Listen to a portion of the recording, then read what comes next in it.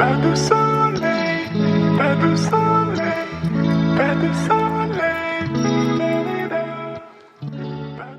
Oke, halo semuanya. Selamat pagi dari Portugal dan selamat sore mungkinnya di Indonesia.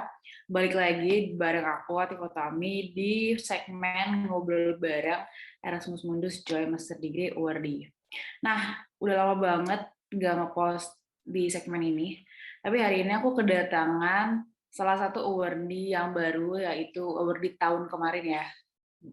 Jadi cukup baru dong ya, dan programnya juga baru banget teman-teman. Jadi dia, teman aku ini, angkatan pertama buat programnya. Kayak aku dulu di Peta, angkatan pertama. Yang siapa dulu yuk? Halo Evi. Hai Mbak. Salam kenal. Jadi guys, aku sama Evi itu teman ngetrip waktu ke Maroko. Jadi yang ngikutin aku di Instagram, pasti tahu juga aku ke Maroko dan Evi teman ngetrip aku. Jadi kita lanjutin nih ngobrol bareng di hari ini, ngobrol di tengah Erasmus. Nah, kalau boleh tahu nih, Vi, oke deh sebelum nanya-nanya nih ya, boleh dong kenalan dulu siapa Evi ini, dulu S1-nya di mana, kayak gitu-gitu. Oke, halo teman-teman. Namaku Evi. Aku dari Jogja, terus S1-nya di UGM. Waktu S1 aku ngambil farmasi, terus sekarang aku S2-nya lanjut kimia gitu. Tuh, teman-teman, yang mungkin di sini adik kelasnya Evi di UGM, pasti banyak banget juga nih anak UGM. Jadi Evi di farmasi UGM ya. Jadi bisa lanjutin yang nonton, kira-kira cocok nggak ya, programnya mirip nggak ya gitu. Oh, kalau boleh tahu nih, Evi sekarang tuh Erasmusnya ngambil program apa sih namanya? Jadi sekarang aku S2-nya namanya Erasmus Mundus Joint Master Degree Sustainable Catalysis. Jadi kimia tapi lebih spesifik ke katalis gitu. Terus programku ada tiga apa ya namanya, spesialisasi kali ya. Spesialisasinya di enzim, yaitu kayak enzimatic catalysis, terus heterogeneous catalysis, sama homogeneous catalysis. Oke, tuh nggak ngerti sih aku guys. Aku cuma familiar sama enzim katalis. Oke, enzim katalis gitu ya. Kalau boleh tahu nih, Evi, bisa nggak dijelasin, kan tahu nih Erasmus tuh mobility-nya banyak ya, kemana aja. Apakah ini terkait sama spesialisasinya atau gimana, konsorsiumnya atau gimana di programnya gitu? Oke, jadi konsorsium di programku, ketua konsorsiumnya sebenarnya Perancis. Jadi tahun pertama semua students itu ngumpul di Perancis. Terus ada 2 negara lain yang join sama konsorsium, yaitu Spanyol sama Portugal. Nah, Spanyol sama Portugal itu nanti di tahun kedua murid dari konsorsiumnya itu milih tergantung spesialisasinya di mana. Nah, kalau Portugal itu, sekarang aku di Portugal karena aku milih spesialisasinya enzymatic catalysis. Terus yang di Spain itu untuk homogeneous catalysis, terus yang di stay di Prancis itu untuk heterogeneous catalysis. Tapi kemarin waktu semester 2 itu student boleh bebas milih mau internship di negara apapun di Eropa. Jadi kemarin aku ngambil Spain, temanku ada yang Jerman, Sweden, terus Belgium, banyak. Terus tahun kedua nanti ngikut sama spesialisasinya. Oke, berarti negara konsorsiumnya atau mobility-nya juga tergantung sama spesialisasinya gitu ya. Betul, betul. Apakah ini terkait sama, kan biasanya tuh di lab tuh kalau anak-anak kimia gitu ya. Apakah itu juga terkait sama lab yang di negara ini lebih bagus buat tadi praktek homogenetic katalisis atau misalkan lingkungan tertentu di negara tertentu kayak gitu-gitu nggak sih pertimbangannya waktu ini? Iya, jadi memang lab tergantung sama spesialisasi lab atau lab unggulan di universitas itu apa. Kayak di sini itu lebih kencang di biologicalnya, jadi kayak biokatalisis yang sekarang aku lagi jalani. Terus di Spain memang unggul di homogeneous catalysis, terus yang di Prancis memang untuk spesialisasi heterogeneous kayak gitu. Oke, nanti kita bahas lagi ya kenapa Evi ambil itu karena menarik banget teman-teman ya. Tadi kayak sekilas dengar juga kan banyak ada program-program lain di selain 3 negara ini. Jadi bisa kayak ke Betul. mana tadi beberapa negara yang juga bisa internship atau bisa riset, magang gitu-gitu. Nah, nanti kita tanya lagi. Sebelumnya nih kita tanya nih, kenapa sih dulu daftar program ini? Taunya dari mana? Terus kan ini program pertama kali ya. Kayak Iya benar. hebat banget tahu gitu kayak dari mana gitu taunya dan kenapa daftar ini gitu kan kayak angkatan pertama daftar nggak ya gitu. Hal apa sih yang menarik yang dipelajari sampai oke, kayaknya ambil ini sih gitu. Jadi dulu itu tahun kedua aku coba daftar. Tahun pertama emang belum berezeki di Erasmus. Tahun kedua itu sebenarnya aku daftar masih seputar farmasi, soalnya aku S1-nya kemarin di farmasi. Jadi program pertama yang aku daftar itu tentang kosmetik. Terus aku udah rancang semuanya, motivation letter, terus semua dokumen-dokumen aku lengkapi. Terus sebenarnya tahun itu aku cuma mau daftar satu program yang kosmetik itu. Tapi ketika aku lihat katalog EMGMD, itu aku nemu program ini. Dan itu deadline-nya sekitar 1-2 minggu sebelum penutupan gitu ya. Aku baru scroll-scroll lagi katalognya. Oh ternyata ada program ini. Nah kebetulan program ini, especially enzymatic catalysis-nya, itu align banget sama skripsi aku kemarin yang S1. Jadi aku skripsinya, aku sintesis obat, tapi pakai enzim gitu, katalisnya. Ya udah, aku coba daftar, kirim dokumen yang hampir sama kayak yang aku kirim ke kosmetik, dan kebetulan program ini nggak ada suruh submit motivation letter. Sebenarnya itu kayak agak ini sih, agak aneh, soalnya semua program itu pasti minta motivation letter kan. Dan students itu makan waktu banyak untuk menyiapkan motivation letter yang benar-benar mateng gitu. Ya udah aku kirim, terus beberapa bulan setelah aku keterima itu aku tanya ke profesorku kenapa sih program ini nggak minta motivation letter gitu kan. Kata beliau, oh ya, ya sebenarnya make sense aja sih karena motivation letter itu bisa ditulisin sama orang lain, kita bisa minta tolong orang lain untuk nulisin motivation letter kita. Tapi ketika kita diwawancara itu baru mereka tanya-tanya motivasi students itu apa, kenapa daftar program ini dan lain sebagainya. Jadi mereka Jadi ada bisa wawancara ya? evaluasi. Kenapa? Ada wawancara ya? Iya, ada wawancaranya. Jadi mereka tuh prefer untuk tanya langsung motivasinya apa. Jadi nggak bisa bohong kan kalau itu ketahuan banget kalau bohong. Benar-benar. Kayak gitu. Terus ya kenapa mau daftar program ini karena align banget sama skripsi aku dan aku memang passionate di situ, di sintesis sama di enzymatic catalysis. Terus yang menarik dari program ini, ya emang program ini angkatan pertama. Dan itu alasan kenapa aku nggak tahu ada program ini sebelumnya. Dan aku baru scroll-scroll lagi, oh ternyata kayak, wah jackpot nih nemu program ini kan. Tuh, jadi aku angkatan pertama, terus aku kepoin websitenya ternyata menarik, ya udah aku daftar gitu. Wah menarik ya teman-teman. Jadi banyak banget sih yang aku denger juga beberapa kayak kenapa karena sama juga inline sama risetnya kan riset itu butuh waktu panjang berarti itu sesuatu yang disukai gitu kan ya.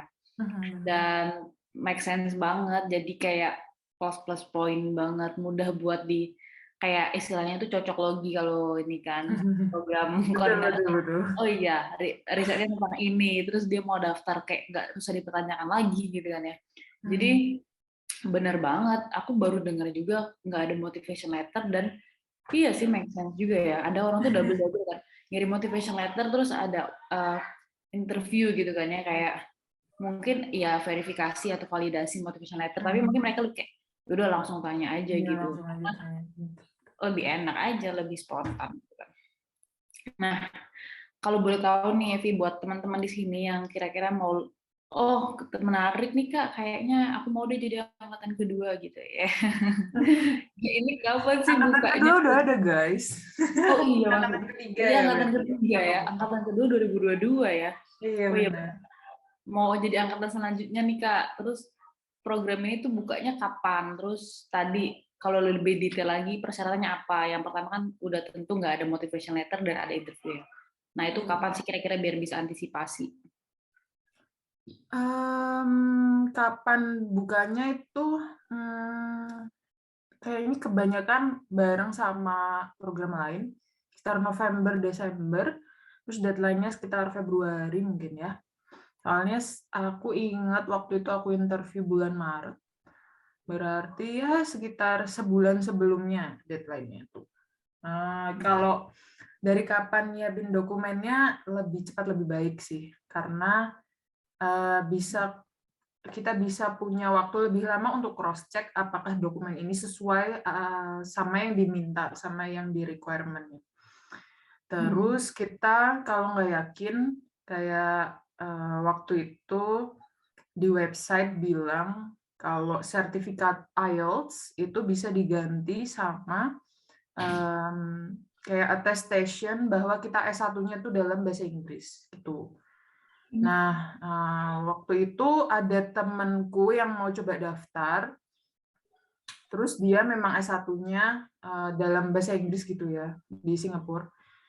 Terus dia belum punya sertifikat IELTS, terus dia tanya ke konsorsium, ternyata attestation-nya tuh nggak cukup atau gimana gitu. Jadi jangan malu untuk bertanya.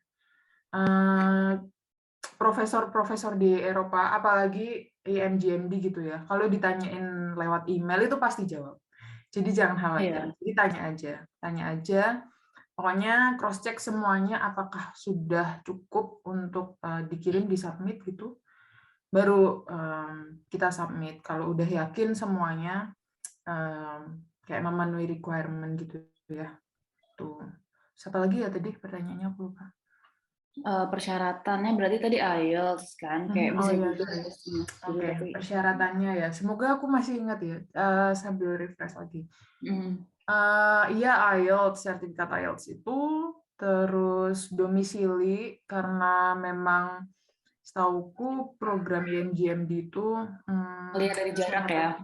Iya, nggak boleh melakukan kegiatan akademik atau kerja di Eropa selama 2 tahun terakhir atau 5 tahun terakhir. Ya, segitu. Segitu. Jadi domisili, surat kayak attestation domisili kamu di mana tinggalnya.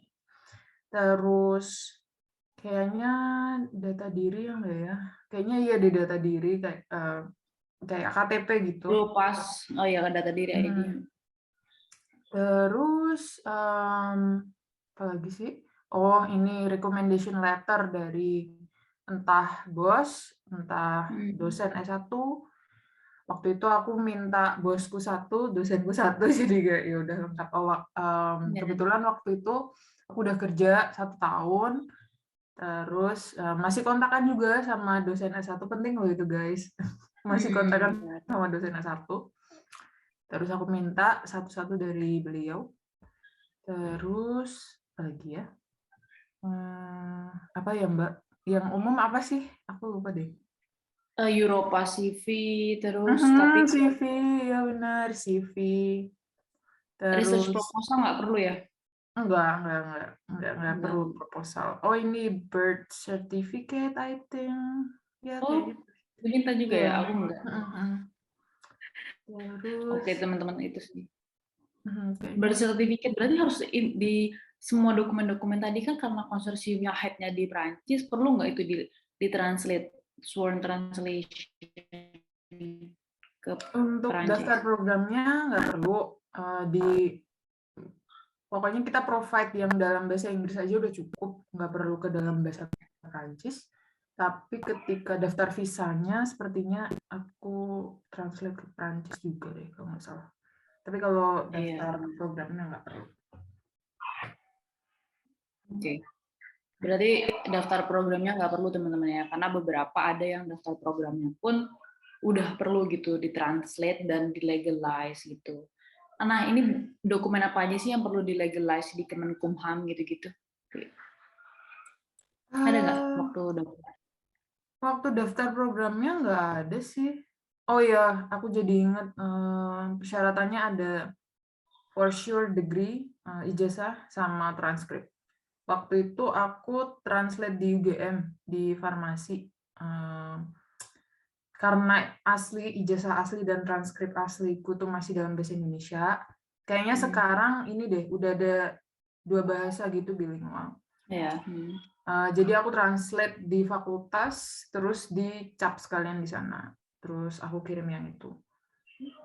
Jadi aku waktu daftar nggak perlu legalisasi di Kemkumham atau kemanapun gitu, nggak perlu sih. Oke. Benar-benar. Jadi ijazah dan transkrip ya teman-teman. Jadi kalau ada yang pernah nanya, Kak, aku belum lulus S1, bisa nggak daftar? Nggak bisa, karena emang harus lulus dulu. Nggak bisa nyusul-nyusul ya nggak sih? Harus ya menerima transkrip dan menerima ijazah, karena itu tuh kayak main requirement gitu juga. Di banyak program sih, ya nggak sih? Aku belum pernah nemuin boleh nyusul ijazah, dan itunya belum pernah sih nemuin gitu. Dan oke nih, berarti bisa dicatat ya November, Desember, dan persyaratan yang tadi udah dijelasin juga sama Kanovika, Evi. Nah, sekarang nih aku mau nanya, di program ini, kan kamu angkatan pertama nih, Vi. Berapa orang sih komposisinya per negara, dari Indonesia juga berapa orang, kayak gitu-gitu? Karena aku angkatan pertama, nah kebetulan beberapa bulan setelah aku keterima gitu ya, di websitenya tuh ada di apa ya, dipublish proses-prosesnya. Jadi waktu itu yang daftar sekitar 100 lebih. Nah, yang kesaring untuk interview itu ada 40 orang. Ternyata ada 3 orang Indonesia, 3 orang student dari Indonesia yang ikut ke interview, salah satunya aku. Tapi yang dipilih cuma 10 orang dan unfortunately cuma aku yang masuk dari Indonesia. Wah, 10 orang ya, Kak? Jadi kayak 2 orang yang lain nggak masuk gitu. Tapi persyaratan untuk program secara general itu per angkatan maksimal 2 orang dari satu negara.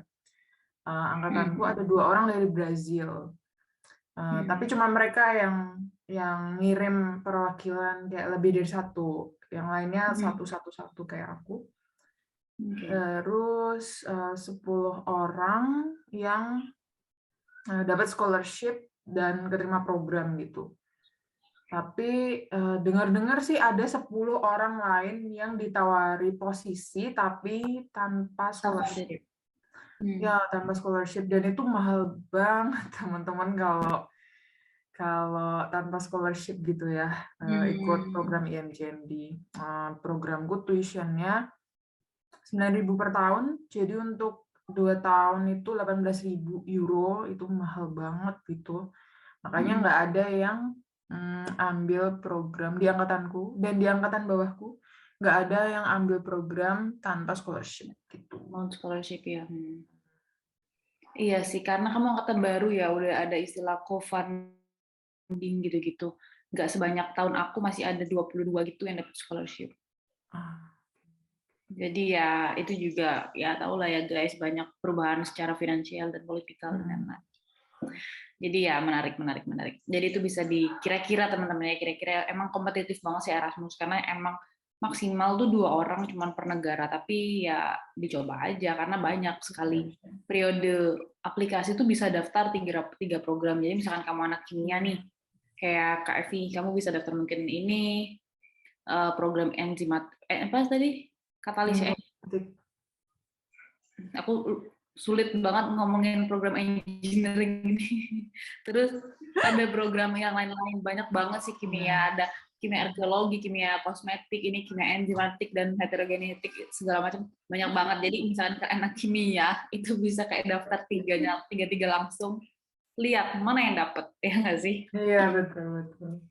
Nah, terus nih terakhir banget, kalau boleh tahu nih, kan dulu Evi udah pernah kerja, terus nanti habis Erasmus kira-kira peluang kerjanya apa sih, peluang lulusannya?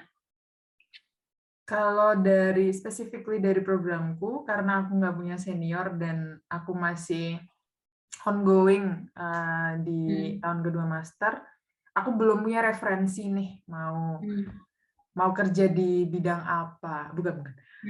Lapangan kerja yang tersedia untuk specifically programku tuh apa aja gitu ya. Cuman melihat dari keilmuan yang aku dapat itu cenderung ke industri kimia yang fine chemical atau bisa ke industri farmasi atau bisa ke lebih ke engineering proses. Kalau aku pribadi sih aku pengen melanjutkan di farmasinya. Jadi aku pengen ke pharmaceutical company, entah itu di farma, entah itu di kosmetik atau di bukan klinik ya, tapi ya lebih ke industrial gitu.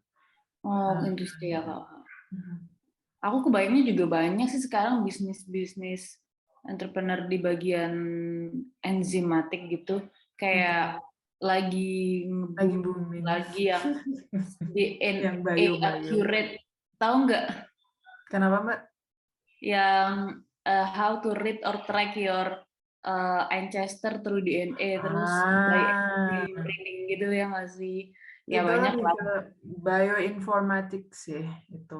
Oh, bioinformatik. Ya, gue nggak tahu ya teman-teman. Mungkin bisa gitu kan join collab sama siapa mungkin kayak gitu juga. Bisa. Jadi terbuka banget sih aku rasa tuh ke science. Ya apa aja sih kalau teman-teman punya ide buat kayak tadi KFV juga nyediain kayak informasi kira-kira tuh bisanya di bioproses di industrial segala macam, atau mau make your own business atau make your own project juga mungkin banget. Dan dari Erasmus tuh kamu bakal banyak banget dapat partners gitu karena konsorsiumnya banyak, terus partnersnya banyak. Nanti kalau punya ide dan itu bisa kayak ya discuss with the partners as well. Itu sih cool banget ya. Oke deh, itu aja hari ini yang aku tanya-tanya sama Evi. Kira-kira nih Kak Evi bisa nggak kasih satu statement buat menyemangatin teman-teman di sini lagi daftar beasiswa, lagi nyari scholarship, atau lagi mencari apapun lah jati diri buat aku mau jadi apa ya gitu kan. Ini bisa jadi satu info juga nih teman-teman, cita-cita yang bisa dilakukan di masa depan. Apa nih kira-kira? Aduh, aku bukan motivator yang baik. Ya nggak apa-apa, ini realistis aja. Memberikan sebuah real life testimoni. Kalau berkaca dari pengalaman sendiri, S2 itu tidak mudah sama sekali, teman-teman. Apalagi S2 di Eropa. Budayanya berbeda, terus pasti profesor-profesornya juga high level. Terus ya karena nggak mudah, pertimbangkanlah dulu matang-matang sebelum mengambil keputusan gitu. Apakah kalian siap? Terus worst case scenario kalian gimana cara menghadapinya? Jadi nggak usah buru-buru. Menurutku nggak usah buru-buru buat daftar.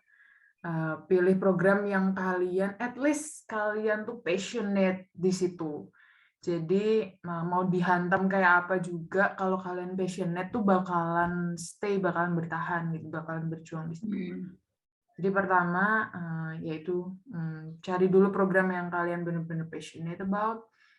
Terus persiapkan benar-benar dengan matang gitu, misal requirement-nya mintanya A, ya udah kita secara berusaha banget untuk memenuhi A itu, jangan yang A minus kayak gitu.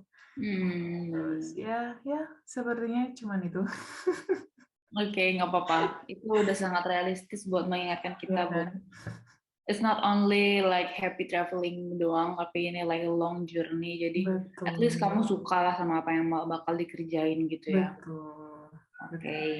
Oke, semangat. Thank you banget Kevin buat ngisi ngobrol hari ini. Semoga teman-teman yang udah dengerin termotivasi dan menambah wawasan ya tentang programnya KFV dan program Erasmus sendiri.